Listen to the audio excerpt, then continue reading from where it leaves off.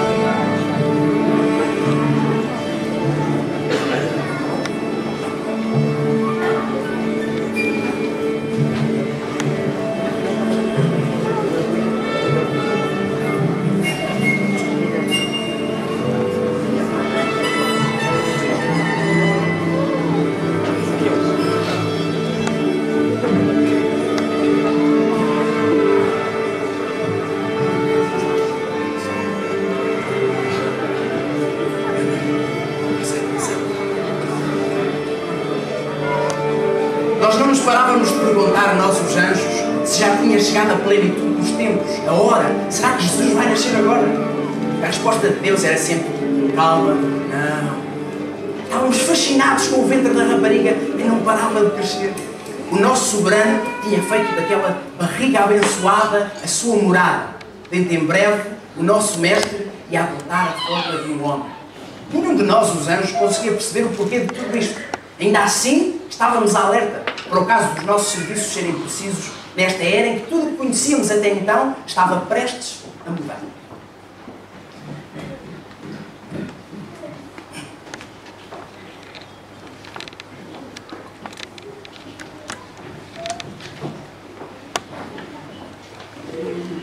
A rapariga Maria e o seu noivo José chegaram a Belém em busca de abrigo para poderem dar à luz. No entanto, não havia abrigo a encontrar. Eu fiquei muito perturbado e perguntei a Deus se era possível enviar um exército de anjos para construir um palácio a tempo do nascimento. Um palácio esplêndido, com sedes e as mais requintadas iguarias e roupas. Não seria com certeza a perfeição do paraíso, mas era o melhor que se podia arranjar dadas as circunstâncias. Mais uma vez, a resposta de Deus foi um doce não. Ficámos então a ver José caminhar de um lado para o outro, do lado de fora da estrebaria, enquanto aguardava o grito de uma nova vida.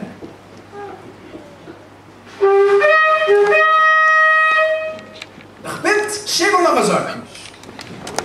Isto não é todo igual ao comum dos homens que recebe ordens que algum grande oficial dá aos seus subordinados. Não. Nós sabíamos, sem saber como, que tínhamos sido enviados para as colinas da Judeia com um cântico novo para cantar. Lá encontramos umas quantas ovelhas e alguns pastores solitários a guardar o rebanho.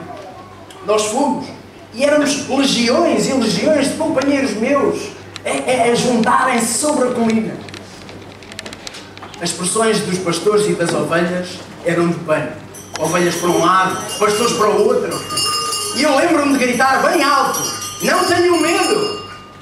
Venho aqui trazer-vos uma boa nova que será motivo de grande alegria para todo o povo. Pois nasceu hoje, na cidade de David, o vosso Salvador, que é Cristo, o Senhor. Dissemos aos homens onde e quando poderiam encontrar este nosso Deus.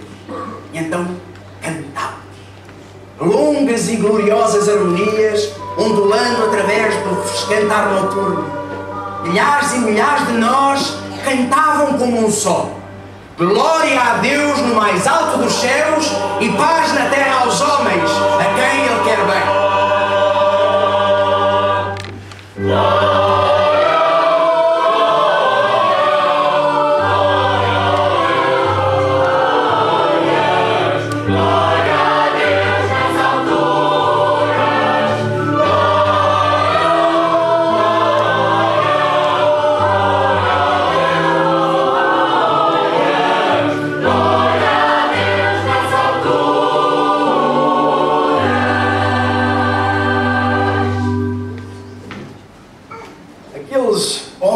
Aqueles pastores vão se lembrar da nossa visita. Nunca irão recordar totalmente a melodia. Esta ficará tão somente a dançar por entre os recantos das suas memórias. Só na eternidade é que se vão lembrar totalmente da melodia. E aí cantaremos juntos. Lembro-me de visitar Maria e lhe revelar que ela ia dar à luz a criança cuja voz tantos ansiavam ouvir. Lembro-me da vergonha sentida por José, o seu noivo, quando viu que a sua noiva estava grávida e sabia que não era o pai. Conheço a dor que sentiram quando a família os rejeitou. Ainda assim, o nosso Deus estava prestes a nascer em carne e osso. Numa estrebaria. Porquê é que foi recusada esta criança nascer num ambiente mais adequado a um rei? Porquê é que tem de haver uma vergonha de um nascimento assim? Animais comuns do campo a fazerem companhia ao nosso rei. Não percebemos. Bom, os anos passaram e vimos o menino tornar-se um jovem. Vimos o jovem tornar-se homem e vimos o homem ser tentado no deserto 40 dias por aquilo que outrora foram de nós, o diabo. Jesus já não comia há dias. E Satanás crivava-o de tentações que satisfariam imediatamente as necessidades do seu corpo humano. Nós estávamos prontos para a batalha. Mas Deus acalmou a nossa ira. Tivemos de assistir ao nosso Senhor sofrer uma tentação não destinada à divindade. Mas mesmo assim, sem cair uma só vez, dando o exemplo da sua perfeição. Então, o diabo o deixou. E ouvimos de Deus as palavras por que tanto ansiava. Podem ir ter comigo. E fomos servir. Sentíamos tanta falta da sua presença. Estávamos ansiosos por levá-lo para casa, para longe da maldade do mundo em que se encontrava. Porém, Jesus estava decidido a ficar e lentamente deixámo-lo enquanto procurávamos perceber o que é que ele ainda tinha de fazer antes de voltar para o céu. Durante os 33 anos que Jesus esteve aqui na Terra, formou-se em volta do nosso Deus feito carne um grupo de discípulos. E muitos milagres foram feitos. Havia muita alegria. Quando os cegos voltaram a ver, os coxos andaram, os leprosos foram purificados, os doentes foram curados e aqueles que estavam possuídos pelo adversário foram libertos. Talvez o plano de Deus fosse tornar-se um deles para poder estabelecer um reino terreno, para ser o seu rei, expulsar dali os romanos. Já tínhamos visto algumas pistas. Bem visto, as multidões glorificavam, gritavam e agitavam ramos de árvores enquanto Jesus entrava regiamente em Jerusalém, montado num jumento.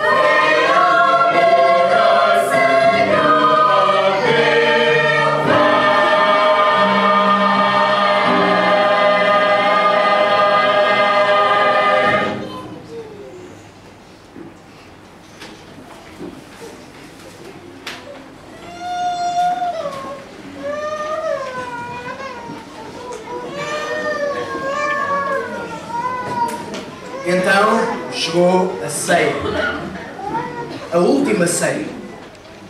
Foi um momento solene em que os 12 e o Senhor Jesus jantaram juntos. Mas ainda assim, não era a celebração de um rei vitorioso ter recebido em Jerusalém. Não.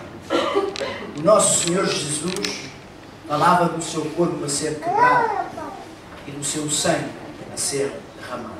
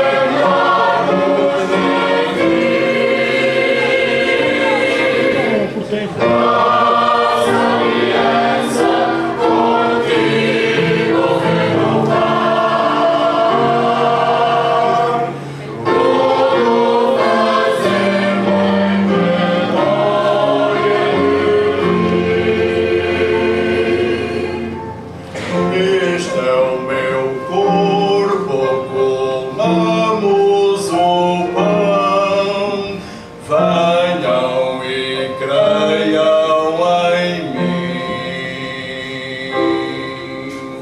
Este é o meu sangue que dá salvação.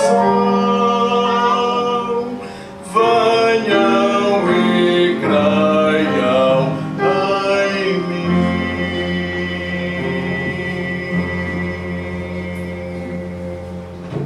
Que este sacrifício nunca aconteça. Isto nunca acontece. Lembro-me eu de exclamar. Eu lembro e fiquei admirado ao ouvir algo semelhante da boca de Pedro. Foi-nos dito por Deus que não interviéssemos quando os soldados levaram o Senhor. Eu vi os 12 dispersarem como as ovelhas na colina da Judeia anos antes. Depois de ter sido levado pelos soldados, ele foi espancado, cuspiram nele, tufos de barba arrancados da sua preciosa face. Os pinhos que ele próprio tinha criado foram usados para formar uma coroa e colocados na sua cabeça, gotas de sangue escorriam pela cara. Porém, Deus não nos deixou intervir. Algo estava a acontecer e devíamos aguardar. Um julgamento ridículo. Uma multidão manipulada e a caminhada rumo ao topo da colina. Um pedaço de cruz amarrado aos ombros ia transformar-se num instante num instrumento de morte. De certeza que Jesus nos ia chamar em breve para salvar. No entanto, víamos os pregos a serem cravados na carne, as ondas de náusea a atravessarem, o seu sangue precioso a ser derramado no pó da terra.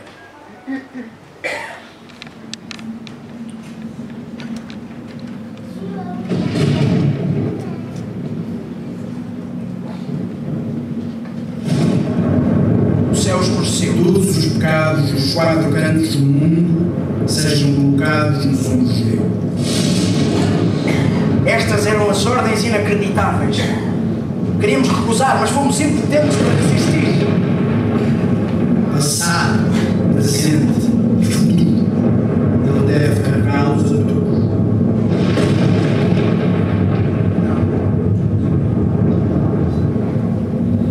Agora devemos deixá-los. E todo o paraíso se afastou. Durante algum tempo, tivemos de suportar o silêncio. No céu não há luta, pois é algo que lá não pode existir. Ainda assim ficámos muito tristes com esta perda. Não compreendíamos. Um dia, 2 dias, 3 dias. Jesus foi tirado da cruz, foi colocado na tumba. Tínhamos esperado tanto e estávamos dispostos a ajudar assim que fôssemos chamados. Mas foi-nos sempre dito que não, quando esse era o nosso maior desejo. Ele morreu. Assistimos obrigados a serem colocados todos os pecados da humanidade sobre os seus ombros. Sobre ele, que nunca tinha pecado. Porquê este sacrifício desnecessário? Porquê? Pensava eu. De repente, Deus disse para irmos ter com ele. Agora.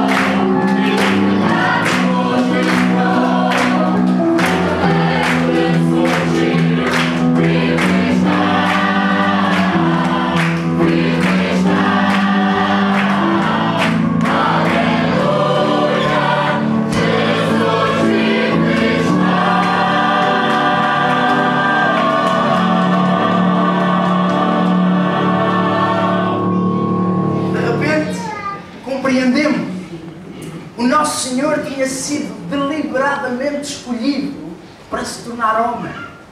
E escolheu o único meio possível de pagar o preço eterno do pecado. Foi por isso que tivemos de assistir ao sofrimento de Cristo e ver todo o pecado, toda a existência da humanidade ser colocado sobre ele. Ele pagou a dívida por si, por mim, Rubén, agora sem personagens, sem piada. Nós, pecadores, cada um de nós está aqui. Ele pagou a dívida para que nós pudéssemos conhecer a verdadeira felicidade, o verdadeiro amor, a verdadeira paz, a verdadeira alegria. E Ele oferece este sacrifício aos vossos corações, ao meu coração, dia a dia. Basta nós aceitarmos esta oferta que Ele nos dá. E depois de ressurgir, Ele ergueu-se como aquele que venceu a morte. E Deus o elevou acima de tudo. E lhe deu um nome que está acima de todo o nome. Para que ao nome de Jesus se dobre todo o joelho. No céu, na terra e debaixo da terra. E para que todos proclamem a glória de Deus Pai. Jesus Cristo é o Senhor.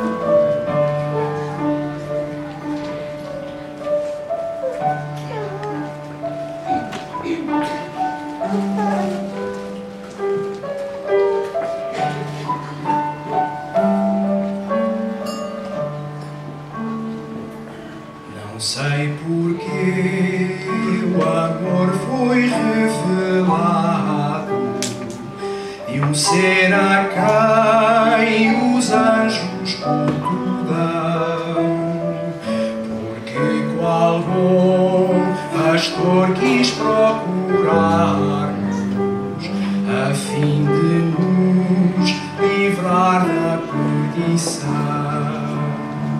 Mas isto eu sei, nasceu qual criancinha em pobre manjedoura de Belém, como homem puro e nobre andou na terra, o Salvador que rejeitaram com desdém. Não sei avaliar o preço amargo da paz perene que Ele nos deixou, nem compreendo como quebrantado na rude cruz seu coração ficou.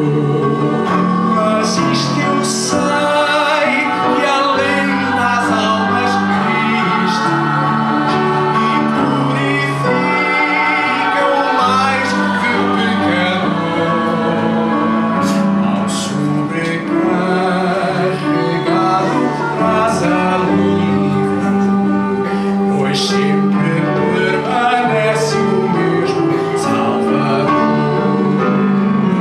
Não sei se os povos hão de recebê-lo, ou quando elegerá seus corações, ou há de preencher perfeitamente do sábio ao simples as aspirações. Mas isto eu sei, verão a sua glória do sofrimento fruto há de brotar, e em dia alegre a luz do sol radiante, o Salvador dará uma bela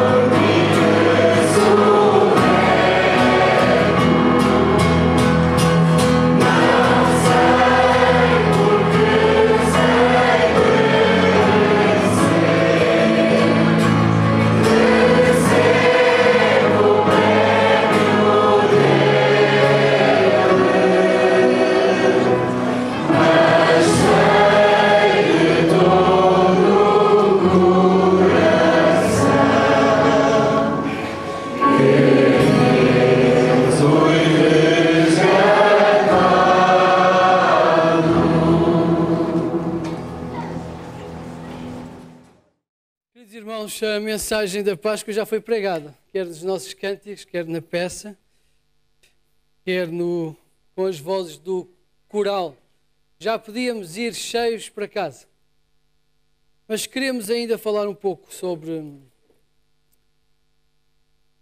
Páscoa. E quando nós falamos de Páscoa, nós podíamos falar de muitas coisas. Podíamos falar, por exemplo, de comida. Alguns irmãos já estão a imaginar o que é que lá tem em casa. Podíamos falar de doces. Podíamos falar, por exemplo, de um belo cabrito. Ou de um borrego. Ou de um peru bem tostadinho. Podíamos falar de ovos de chocolate. Eu gosto. De amêndoas. Amêndoas, gosto de todas. As de chocolate são as minhas preferidas. Podíamos falar de um coelho que põe ovos, que é das maravilhas da natureza. Um coelho que põe ovos de chocolate. Muitas vezes é isso que é ensinado nas escolas sobre a Páscoa. Mas eu gostava de falar sobre duas coisas. Sobre morte e sobre vida. Eu acho que, creio que tem tudo a ver com Páscoa. A passagem da morte para a vida de Jesus Cristo. Começando falando de morte, a morte não era para existir. A morte não era... Deus não queria que o homem morresse. O homem podia ter vivido sem morte. A morte só aparece porque o homem pecou. A morte é filha do pecado. É descendência do pecado. O pecado, podemos dizer, o pecado gerou a morte. Lembremos. A morte foi prometida a Adão. No dia em que Adão tomasse do fruto da árvore da ciência do bem e do mal. No dia em que o homem se desviasse das palavras de Deus. No dia em que o homem decidisse desobedecer a Deus. No dia em que o homem decidisse sair voluntariamente daquela que era a vontade do seu Criador. Por outras palavras, no dia em que o homem traísse Deus, que lhe cravasse a faca nas costas. Nesse dia, Deus prometeu a Adão que do dia que comeres do fruto, certamente morrerás. Então, a morte é consequência do pecado. Morte física, porque ele passou a morrer desde aquele instante que tomou o fruto. Morte espiritual. A ausência da ligação com o doador da vida, com o Criador da vida. O afastamento do Deus Santo, do Deus puro. A quebra da comunhão espiritual com o seu Criador. Ali no Éden, houve uma quebra de intimidade com Deus. Ali do Éden, o homem rejeitou Deus. Quis viver fora dele. A morte de Adão e dos homens, todos os homens após Adão, é consequência dessa desobediência. O vírus do pecado que entrou em Adão é o mesmo vírus que eu tenho na minha vida e que cada um de nós aqui tem. Porque nós pecamos. Foi transmitido de geração em geração. Por isso Romanos 3,23 diz: porque todos pecaram e destituídos estão da glória de Deus. Todos pecaram. Todos os homens ficaram privados de Deus, distantes, inacessíveis à presença do Senhor. A Bíblia é muito clara. Não há um justo, nenhum sequer. Ninguém que consiga estar plenamente na perfeição diante de um Deus puro e imaculado. De um Deus santo. Ninguém. A morte tem residência eterna no lago que arde com fogo e enxofre. O inferno. O inferno será a morada eterna tanto da maldição da morte como de todos os que ficaram sujeitos a ela. O inferno é a justiça eterna de Deus, realizada para aqueles que estavam ou estão sujeitos à morte. Para aqueles que ignoraram e ofenderam Deus. O Deus eterno, o Deus santo, o Deus bom, o Deus perfeito, o Criador da vida, o Criador dos céus e da terra, o legislador deste mundo.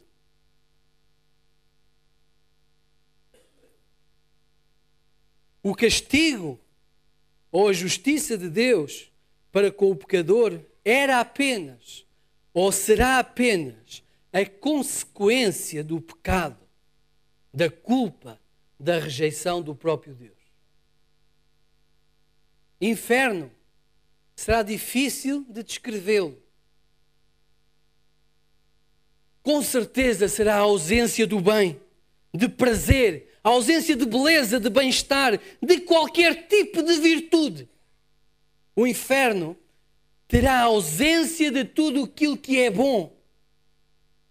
O inferno terá a angústia da separação de Deus.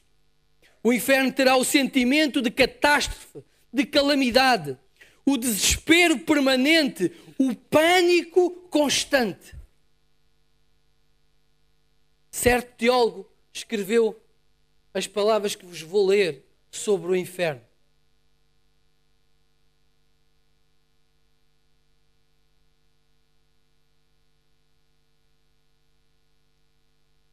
Diz ele, a palavra traduzida para inferno é Gehenna. Ela é derivada do vale de Inom, ao sudoeste de Jerusalém, onde as crianças eram sacrificadas nos fogos ao deus Moloque durante o reino dividido. O deus Moloque tinha uma estrutura de homem e a cabeça de boi. Também chegou a aparecer com cabeça de leão. E o deus Moloque tinha as mãos assim. Eram de metal. Alguns reis de Israel chegaram a oferecer os seus filhos ao deus Moloque. No vale de Inom, as crianças eram depositadas nas mãos daquele deus em chapa quente, onde iam queimando até cair numa fornalha acesa dentro do deus Moloque.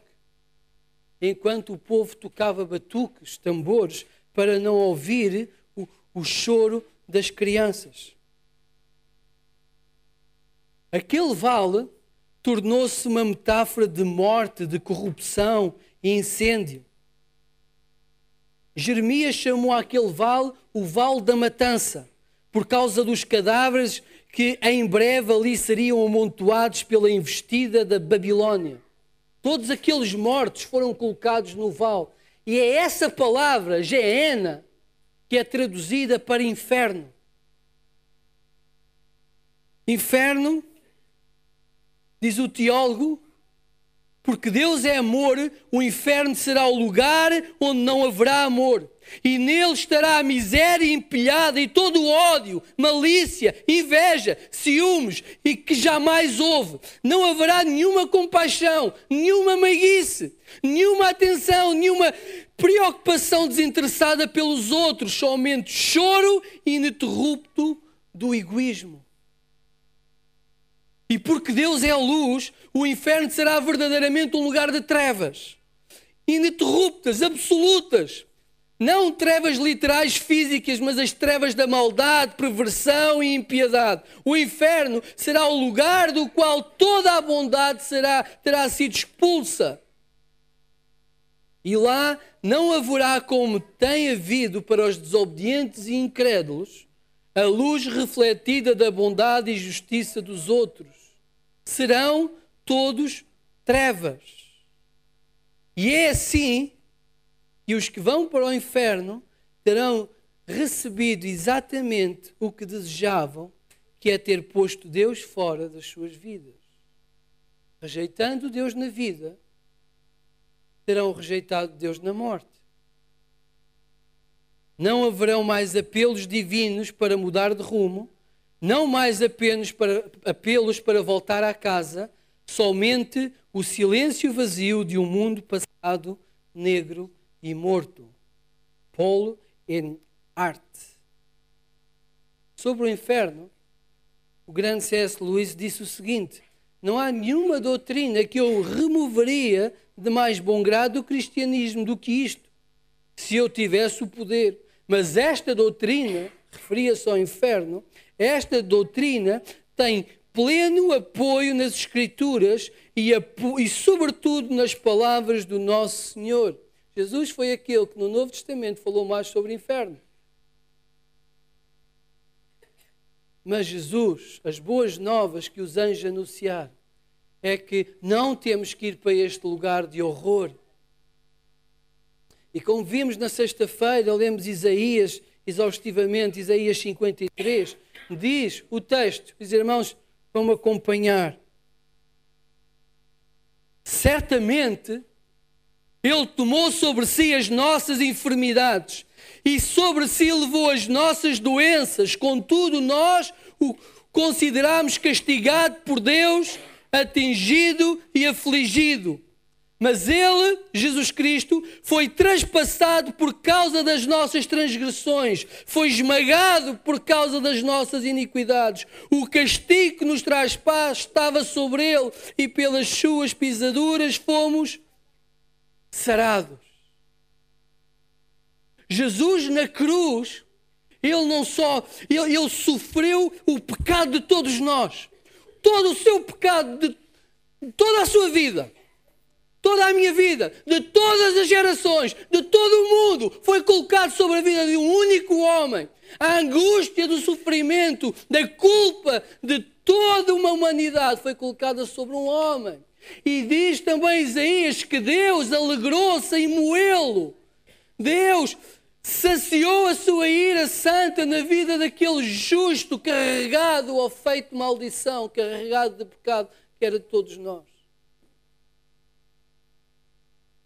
E quando nós falamos de Páscoa, nós temos que falar sobre este sacrifício que nos libertou do jugo do pecado, de toda a maldição que estava prestes a acontecer-nos, que nos fez herdeiros de Deus, família de Deus.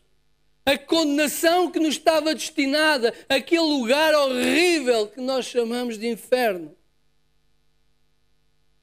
A condenação que nos estava destinada acabou em Cristo, porque Ele ressuscitou.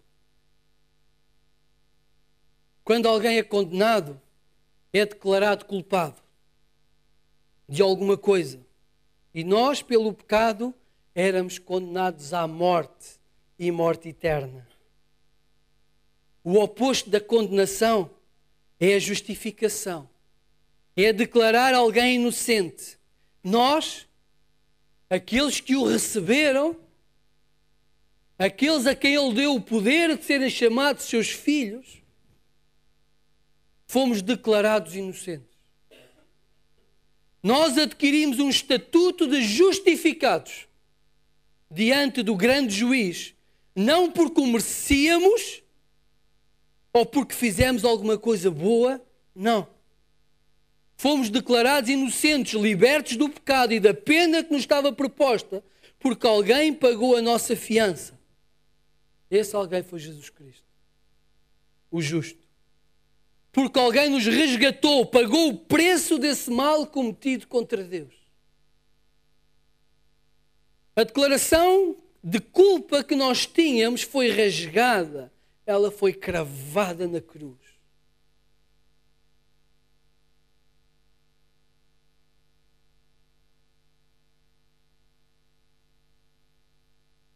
Mas mais do que perdoar os pecados,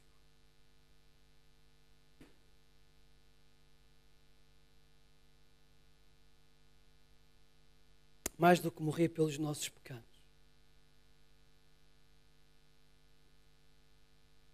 Ele deu-nos a justiça que Ele tinha no ato em que Ele foi crucificado. Nós passamos os nossos pecados. Ele passou-nos a sua justiça.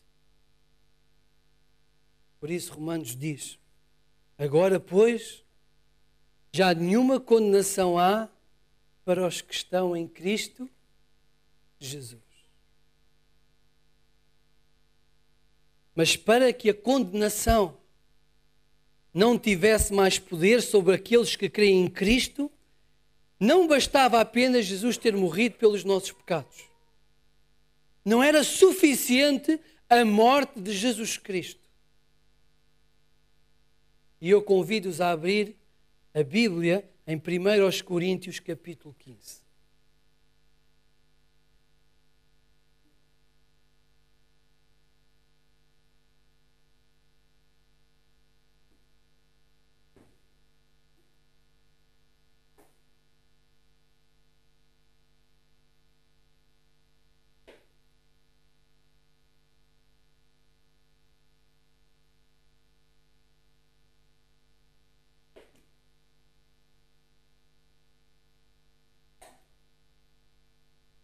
Vamos ler do versículo 12 ao versículo 19 e depois do 20 ao 23.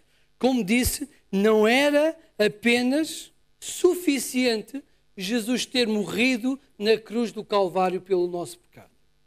E espero não estar a escandalizar ninguém. Versículo 12.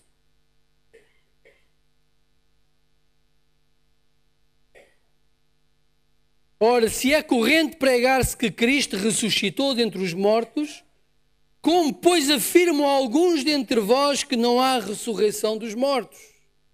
E se não há ressurreição dos mortos, então Cristo não ressuscitou. E se Cristo não ressuscitou, é vã a nossa pregação e vã a vossa fé. E somos tidos por falsas testemunhas de Deus, porque temos asseverado contra Deus que Ele ressuscitou a Cristo, ao qual Ele não ressuscitou, se é certo que os mortos não ressuscitam. Porque se os mortos não ressuscitam, também Cristo não ressuscitou. E se Cristo não ressuscitou, é vã a vossa fé, e ainda permaneceis nos vossos pecados. Se Cristo não ressuscitou, ainda permaneceis nos vossos pecados. Então, era necessário que Ele tivesse ressuscitado. Ainda mais, os que dormiram em Cristo pereceram. Versículo 19. E a nossa esperança em Cristo se limita apenas a esta vida. Somos os mais infelizes de todos os homens. Se Cristo não tivesse ressuscitado, irmãos, nós continuávamos condenados. Nós continuávamos presos à morte. Nós iríamos ser levados para aquele lugar horrível que chamamos inferno e estaríamos mortos eternamente, separados continuamente da presença de Deus, se Cristo não tivesse ressuscitado. Versículo 20. Mas de facto Cristo ressuscitou dentre os mortos, sendo Ele as primícias dos que dormem, visto que a morte veio por um homem. Sabemos que foi Adão. Também por um homem veio a ressurreição dos mortos. Porque assim como em Adão todos morrem, assim também serão vivificados em Cristo. Então aquele lugar horrível, que é uma realidade, será o lugar da justiça eterna de Deus. Era o lugar que nos estava destinado. Que nós o ganhamos por direito próprio, porque o salário do pecado é a morte. E todos aqueles que nós conhecemos, que ainda não confessaram Jesus Cristo como Senhor, eles vão lá parar. A única opção que nós temos de viver e viver eternamente é estar em Cristo. Por isso, Romanos diz-nos o seguinte: Porque se com a tua boca confessares a Jesus como Senhor e em teu coração creres que Deus o ressuscitou dentre os mortos, serás salvo. Pois com o coração se crê para a justiça e com a boca se faz confissão para a salvação. Então, meus queridos, Páscoa é vitória. É a vitória de Cristo. Era necessário que Ele ressuscitasse. Era necessário que Ele vencesse a morte. Era necessário que a morte não tivesse poder sobre Ele. Era necessário que Ele arrancasse o aguilhão da morte. E vamos para a parte final do versículo 15, do capítulo 15. Diz-nos assim, 57. Graças a Deus que nos dá a vitória, por intermédio do nosso Senhor Jesus Cristo. Portanto, meus amados irmãos, sede firmes e inabaláveis, sempre abundantes na obra do Senhor, sabendo que no Senhor o vosso trabalho não é vão. E antes disto está então, versículo 55, que eu peço especial atenção dos irmãos. Onde está, ó morte, a tua vitória? Onde está, ó morte, o teu aguilhão? O aguilhão da morte é o pecado e a força do pecado é a lei. Graças a Deus que nos dá a vitória por intermédio do Senhor Jesus Cristo. Amém? Ele ressuscitou. A morte não terá mais poder sobre aqueles que o têm como Senhor. Por isso ele disse, eu sou a ressurreição e a vida. Quem crê em mim, ainda que morra, viverá. Porque todo aquele que vive e crê em mim, jamais morrerá. Crês nisso? Que Deus nos abençoe.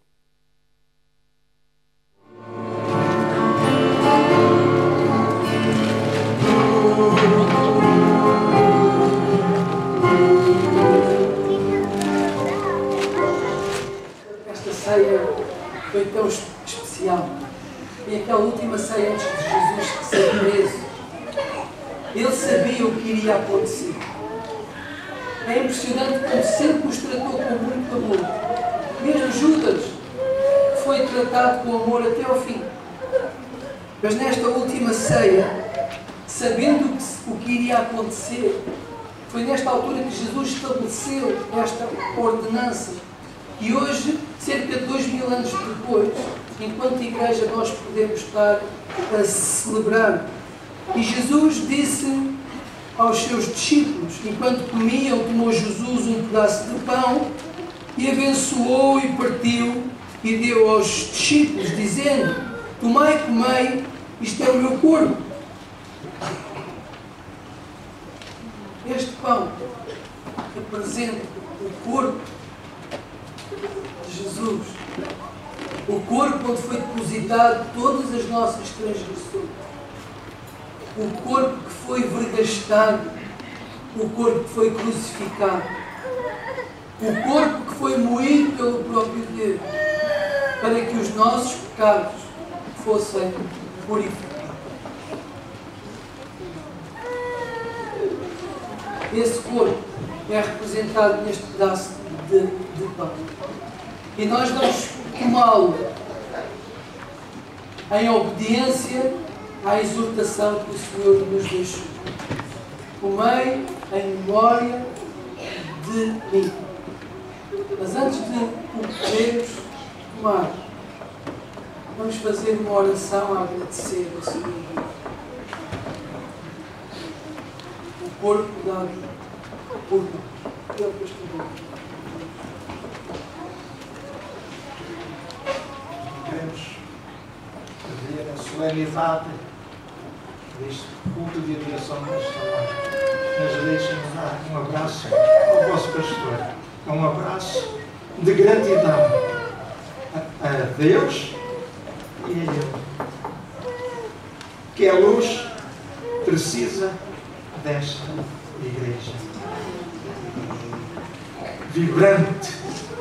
Precisa de uma igreja fiel, com um pastor que fala por mim, mas também sei que é pelos outros. com cuidado especial. Deixe-me dar-lhe um abraço de gratidão pelo seu cuidado, pela maneira tão querida que nós temos nele.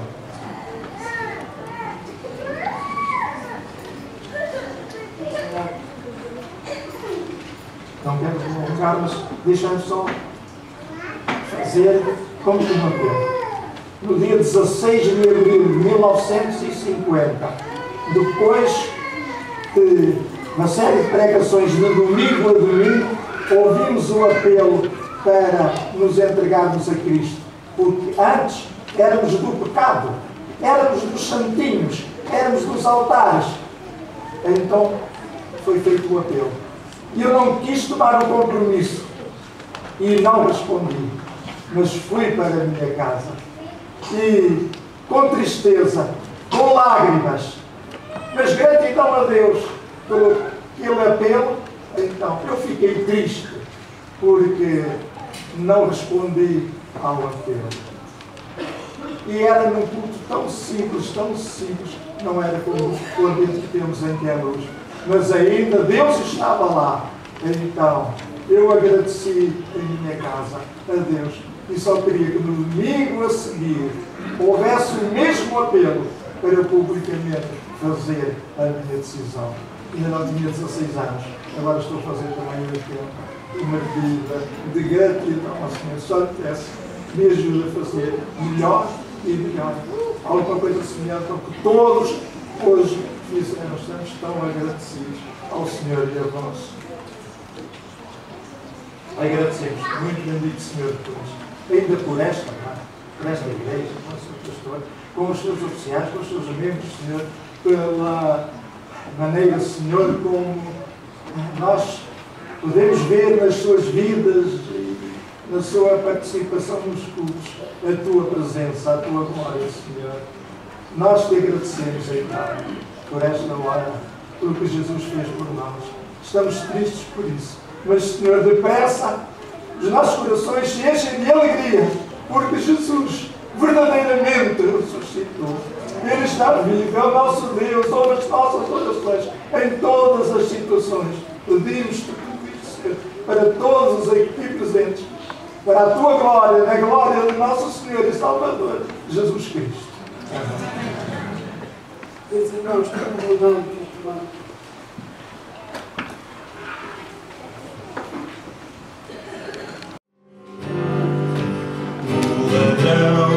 O salteador, o pé a seu redor, já desfruta da promessa, pegada em Cristo em suas mãos, consumado,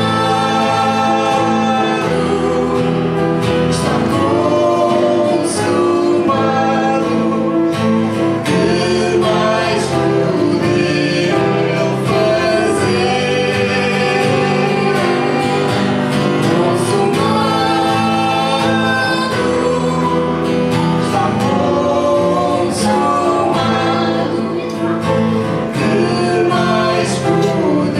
ele fazer?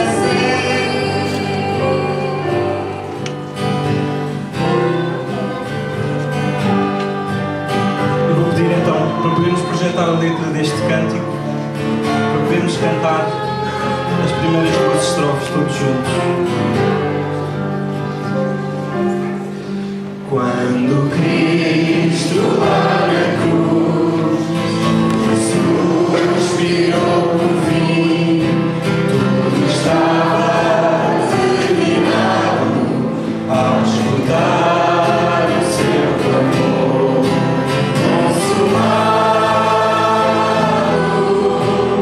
Está consumado.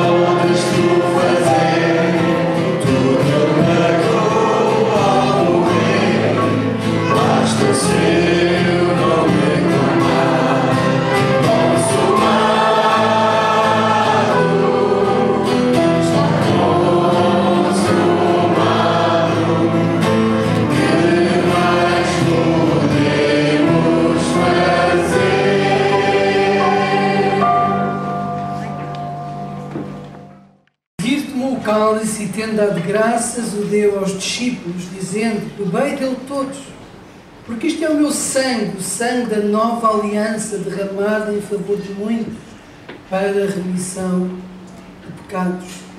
E digo-vos que desta hora em diante não beberei deste fruto da videira, até aquele dia em que hei de beber de novo convosco no reino do meu Pai. E tendo cantado o hino, saíram para o Monte das Oliveiras. Sabemos que o Monte das Oliveiras foi ao Sinédrio. Depois do Sinédrio apresentou-se perante as autoridades romanas, que decretaram a sua morte na cruz. Mas ao terceiro dia ele ressuscitou. E um dia, meus queridos, porque fazemos parte desta aliança, um dia, diz a palavra do Senhor, esse dia aparecerá como um relâmpago, como um ladrão que aparece de noite, de repente, sem darmos conta, enquanto levamos a nossa vida diariamente. Um dia, diz-nos a palavra, se cremos em que Jesus morreu e ressuscitou, assim também Deus, mediante Jesus, trará na sua companhia os que dormem. Todos os nossos queridos em Cristo virão com Ele pelos ares. Os seus corpos irão ao seu encontro e serão transformados. E nós, os que ficarmos ainda vivos, caminharemos também nas alturas ao encontro do Senhor e seremos transformados num corpo incorruptível e estaremos por toda a eternidade junto do nosso Deus, conhecendo, adorando, servindo por toda a eternidade, não naquele lugar de horror, mas na morada que Jesus nos foi preparar. Se ainda vos declaramos por palavra do Senhor isto, que nós os vivos, os que ficarmos até à vinda do Senhor, de modo algum precederemos aos que dormem, porquanto o Senhor mesmo, dada a sua palavra de ordem, ouvida a voz do arcanjo e ressoada a trombeta de Deus, descerá dos céus, e os mortos em Cristo ressuscitarão primeiro, e depois nós os vivos, os que ficarmos, seremos arrebatados juntamente com Ele entre as nuvens, para o encontro do Senhor nos ares, e assim estaremos para sempre com o Senhor. A sua noiva encontrará o noivo, a sua igreja irá ao encontro do Senhor nos ares, e com Ele viverá eternamente. Meus queridos, mas é necessário que nós façamos parte desta aliança. A aliança foi selada com o sangue do Cordeiro que tira o pecado do mundo. E este vinho representa isso. A dor, o sacrifício que Jesus Cristo padeceu para nos fazer herdeiros seus, filhos, família sua. Com gratidão, com a maior gratidão, possamos sentir. Bebamos este vinho.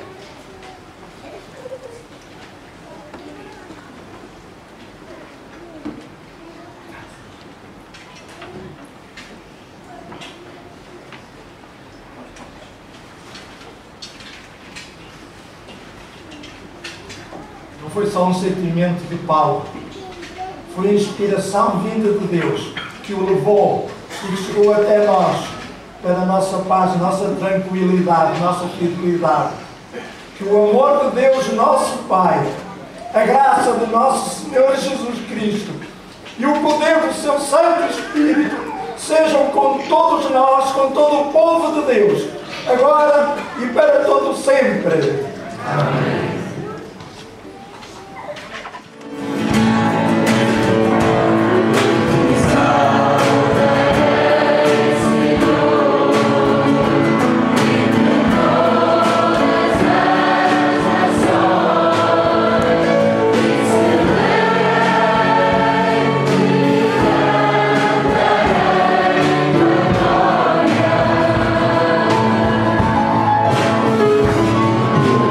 Yeah.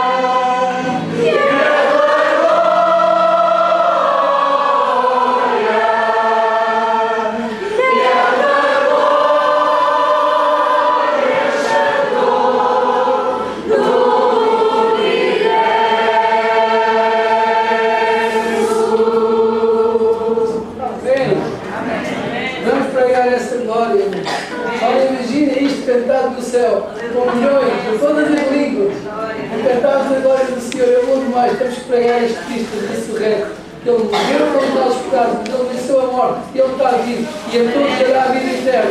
Amém? Vamos orar, agradecer. Senhor Deus, louvamos-te muito por este culto, cada cântico, cada oração, Senhor, cada participação, Senhor, cada momento em que dirigimos a Ti louvor, Senhor, sentimos a Tua presença. Ajuda-nos, dá-nos ousadia que deste aos apóstolos para pregar Cristo ressurreto, Senhor, a salvação. E que nada nos possa fazer calar, porque sabemos que Tu estás vivo, Tu és Senhor e Tu és o dono da vida, Senhor. Não há caminho algum que o homem possa seguir para o céu se não for por Ti. És o caminho, és a verdade e és a vida, Senhor. Graças Te damos por Te conhecermos. Obrigado por todos nós aqui hoje. Obrigado por todos aqueles que contribuíram para que este culto fosse possível. Abençoa cada um de nós, abençoa as nossas casas, as nossas famílias. Tudo Te agradecemos, em nome do nosso Senhor Jesus.